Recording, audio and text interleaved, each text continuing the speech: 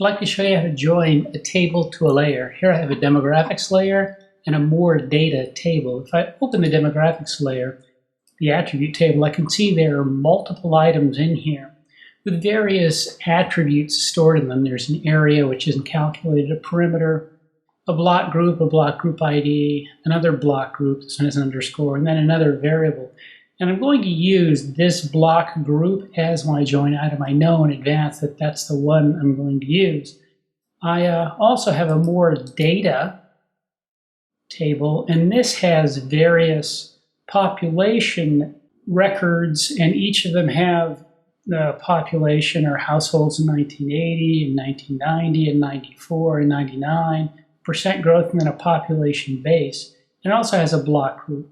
Now, as noted in the text, you don't have to have the same name for the join item in the two tables, but it makes things simpler. So I'm going to join this table to the other table based on this block group item.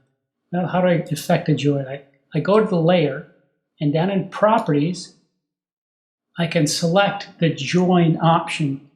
And I click on the plus to add a join, and I specify that I'm going to join the more data layer. It's just a table. I'm going to use the join field of block group, and I'm going to attach that or match that to my block group item in my target table, the target table associated with the polygons. And I don't have to have the same name. These could be different named things in the two tables, but here, luckily, they're named the same to remove any confusion.